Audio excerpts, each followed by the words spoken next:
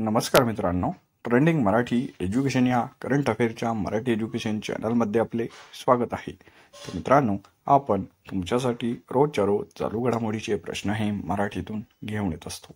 आजच्या व्हिडिओमध्ये आपण तुमच्यासाठी 21 व 22 फेब्रुवारी या 2 दिवसाच्या सर्व महत्त्वाच्या चालू घडामोडी या बघणार आहोत। मित्रांनो, तुम्ही चॅनलवर नवीन असाल, चॅनलला अजूनपर्यंत सबस्क्राईब केलेलं नसेल, सबस्क्राईब करून घ्या आणि बेल आयकॉनला प्रेस करा, म्हणजेच प्रत्येक दिवसाच्या चालू घडामोडीच्या व्हिडिओची नोटिफिकेशन ही तुम्हाला सर्वात आधी मिळून जाईल। तर चला मित्रांनो, या 2 दिवसाच्या महत्त्वाच्या चालू घडामोडी या व्हिडिओमध्ये बघूया। भारतीय लष्कराच्या उपप्रमुख पदाचा पदभार कोणी स्वीकारलेला आहे?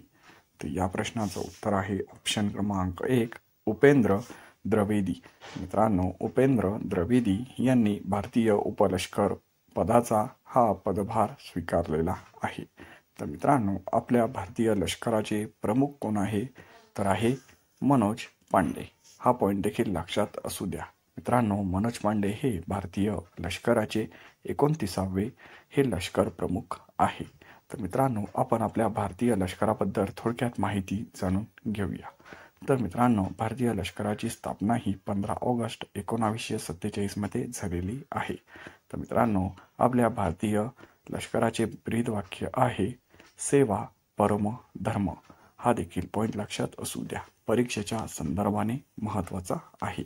तर चला नेक्स्ट चालू घडामोडी बघूया। भारताची सौर ऊर्जा निर्मितीची क्षमता किती गिगावॅटवर आहे? तर या प्रश्नाचं उत्तर आहे ऑप्शन क्रमांक 2, 637। मित्रांनो, भारताची सौर ऊर्जा निर्मितीची क्षमता ही 767 गिगावॅटवर आहे। तर चला नेक्स्ट चालू घडामोडी बघूया।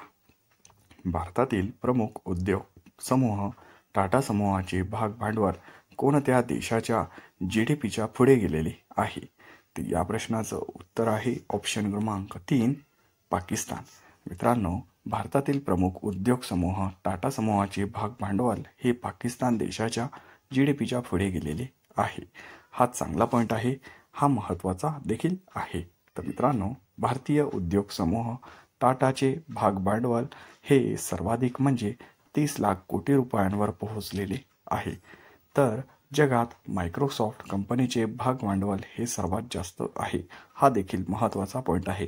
जगामध्ये मायक्रोसॉफ्ट कंपनीचे भाग भांडवल हे सर्वात जास्त आहे। तर किती आहे? तर ते आहे 249 लाख कोटींचे हे मायक्रोसॉफ्टचे भाग भांडवल हे आहे। हा देखील पॉईंट लक्षात असू द्या। तर चला मित्रांनो, नेक्स्ट चालू घडामोडी बघूया। भारतातील हरित ऊर्जा निर्मिती क्षमता किती मेगावॅटवर पोहोचलेली आहे? तर या प्रश्नाचं उत्तर आहे ऑप्शन क्रमांक 4, 1,35,000। मित्रांनो, भारतातील हरित ऊर्जा निर्मितीची क्षमता 1,35,000 मेगावॅटवर पोहोचलेली आहे। तर मित्रांनो, भारत सरकारने 2027 वर्षापर्यंत 2.25 लाख मेगावॅट क्षमतेचे हरित ऊर्जा प्रकल्पाचे उद्दिष्ट हे ठेवलेले आहे। हा देखील महत्त्वाचा पॉईंट आहे, लक्षात असू द्या।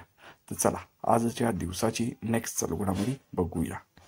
मिस वर्ल्ड 2024 स्पर्धा कोणत्या देशात होत आहे? मित्रांनो, मिस वर्ल्ड 2024 ही स्पर्धा ऑप्शन क्रमांक 1, भारतात या देशात होत आहे।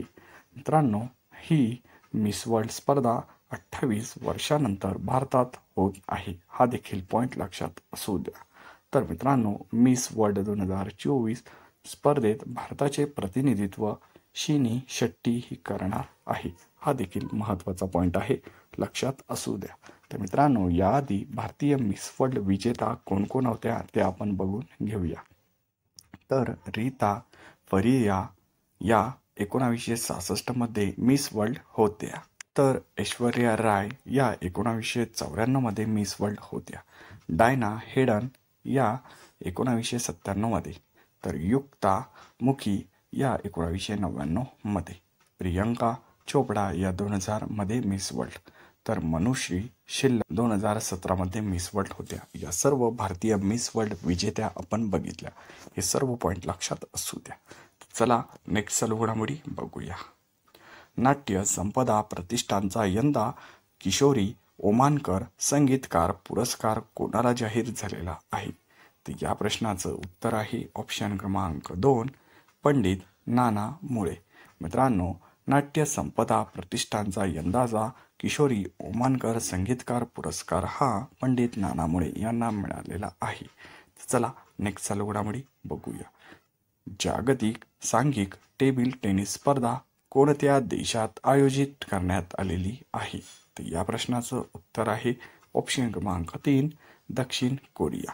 मित्रांनो, जागतिक सांघिक टेबल टेनिस स्पर्धा ही दक्षिण कोरिया या देशात आयोजित करण्यात आलेली आहे. तर चला मित्रांनो नेक्स्ट चालू घडामोडी बघूया. 20 जानेवारी रोजी कोणत्या राज्याचा स्थापना दिन हा साजरा करण्यात येतो? मित्रांनो, या प्रश्नाचं उत्तर आहे ऑप्शन क्रमांक 4, मिझोराम. मित्रांनो, राज्याचा 20 जानेवारी या दिवशी वर्धापन दिन असतो. हा देखील पॉईंट लक्षात असू द्या.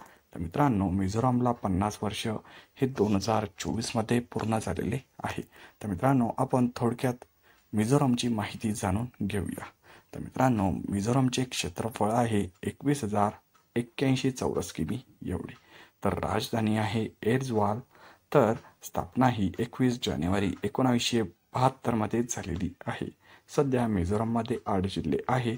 तर मुख्यमंत्री आहे मिझोरामचे लाल दुहोमा. तर सध्याचे राज्यपाल आहे कंबमपती हरी बाबू. मित्रांनो, राष्ट्रीय उद्यान देखील आपण मिझोराममधील बघून घेऊया. मुरलेन राष्ट्रीय उद्यान आणि पनकपुई ब्ल्यू माउंटन नॅशनल पार्क हे 2 राष्ट्रीय उद्यान मिझोराम या राज्यात आहे. तर मित्रांनो, चला आपण मिझोरामबद्दल माहिती बघितली ते आपल्या करंट अफेअरच्या बुकमध्ये नोट डाऊन करून ठेवा. यावर प्रश्न हा परीक्षेला विचारला जाऊ शकतो. तर चला नेक्स्ट चालू घडामोडी बघूया. वृक्ष लागवडीला प्रोत्साहन देण्यासाठी कोणत्या राज्याने वनमित्र योजना जाहीर केलेली आहे? तर या प्रश्नाचं उत्तर आहे ऑप्शन क्रमांक 1, हरियाणा. मित्रांनो, वृक्ष लागवडीला प्रोत्साहन देण्यासाठी हरियाणा राज्याने वनमित्र योजना ही जाहीर केलेली आहे. तर चला नेक्स्ट चालू घडामोडी बघूया. कोणत्या राज्याच्या सरकारने स्वयं योजना सुरू केलेली आहे? तर या प्रश्नाचं उत्तर आहे ऑप्शन क्रमांक 2, ओडिसा. मित्रांनो, ओडिसा राज्याच्या सरकारने स्वयं योजना ही सुरू केलेली आहे.